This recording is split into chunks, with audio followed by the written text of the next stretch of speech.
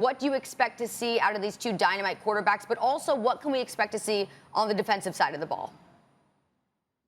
Well, I think both of these guys are fantastic, and both of them are Heisman hopefuls, and they will find a way to make plays and put up points, but I really want to take a look at the other side of the ball because that's what no one's talking about. Both of these defenses are top 12 in the country in efficiency, and I really want to look at the matchup between Rhett Lashley, the OC for Miami, and Brent Venables, the DC for Clemson. This Clemson defense has been good for years. For the last 4 years, only 3 teams have scored 28 or more against Brent Venables. He is one of the best, if not the best, defensive coordinators in the country.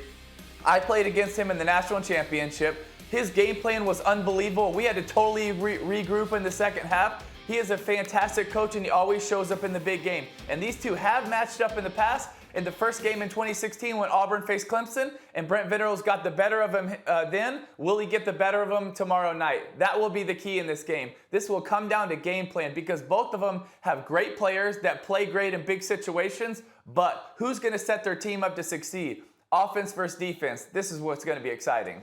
Tim Tebow, help me out here because I don't have the schedule in front of me. Who has Miami beat thus far? Louisville, Florida State. I mean, who is it again? Let me look this up. UAB. And UAB. I mean, these are the people they play, right? Now let me ask you this question: and is it true what I read that the last 2 times these teams have met, the score has been a combined 96-3?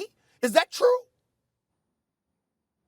Yeah, I think it's something why should I be excited about this? It is. That's what it is. 96-3. 96-3. Tim Tebow, tell me why I should be excited about this. Why? It seems to me.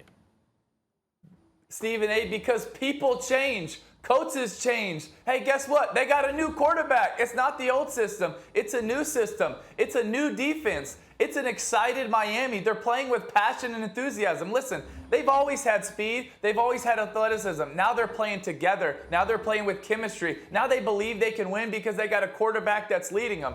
Listen, I still think Clemson's a better team. I'm going to give them the edge in this game. But I think Miami is a really good team. I think they're a legit top 10 team. And this quarterback is a fantastic player that not only can beat you with his legs, which everybody talks about, but he's also good from the pocket. And he has been extremely accurate so far this year. And he really hasn't turned the football over. And that will be key in this game. Go ahead. I said he hasn't thrown a single interception. You're right. He hasn't. Oh, all right, my turn.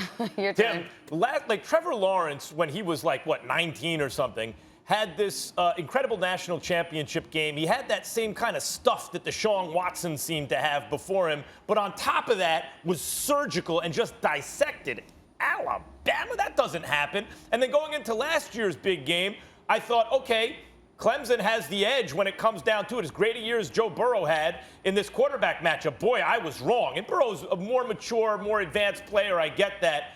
But now here's his next, Trevor Lawrence, that is. Big matchup, as you mentioned, De'Ara King, a Heisman hopeful at this point, undefeated team, big national attention game. What do you expect to see from Trevor Lawrence in this matchup? You know what I've been really impressed with this year?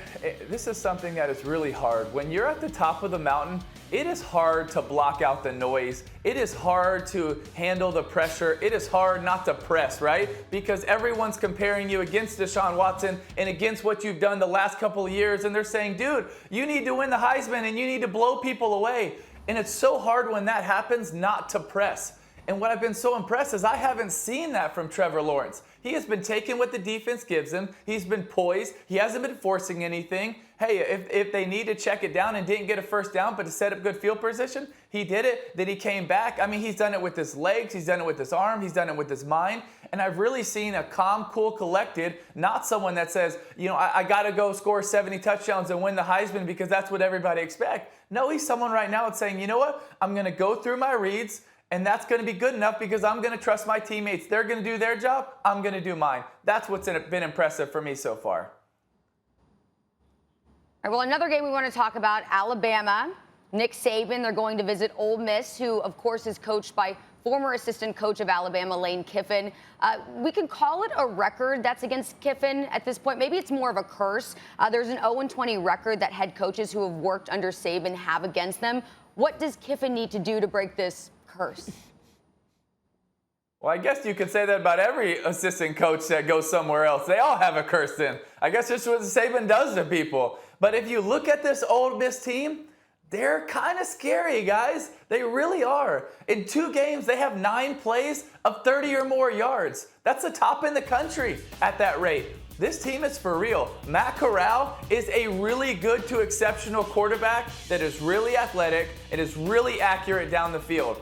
Elijah Moore, Kenny Abayu, they got a bunch of weapons out wide. I don't know how they keep recruiting these big-time DK Metcalf type receivers, but they got them. And you got to be, if you're Alabama, you got to hold your breath a little bit. I think Alabama has the edge in this game because they can score and they're really good in the back end. But at the same time, you got to watch these guys and say, this offense, it is scary. Florida found that out 2 weeks ago, by the way. You know what? I'm going to start calling you the young Dick Vitale. I mean, you can promote something, brother. You promoting this footballer, and they don't have a chance against Alabama. They going to get stomped. Nick Saban's going to roll right over them. I'm saying it on national television right now. And you know why his assistants suffer when they go up against Nick Saban? Because usually when they leave, listen, he don't mind you going someplace and get another job, but build your own damn staff instead of trying to come back to his staff and take people from his staff. When you do that and you disrespect greatness the way they have tried with Nick Saban, they end up suffering the consequences. Ole Miss is going to get stomped. Tim Tebow, I understand that the nation, he's doing a great job covering college football and promoting it the way that you do. They don't have a chance. Just stop it, okay? Just stop Alabama's flying under the radar somehow. Well, please, Alabama. I mean, he don't have no problem with Ole Miss. But stop it. Stop it, Tim Tebow. Stop it. You need to be careful with this Ole Miss offense. Hey, their defense, they're not going to stop Alabama a lot. I agree with that. But their offense, it's a good offense.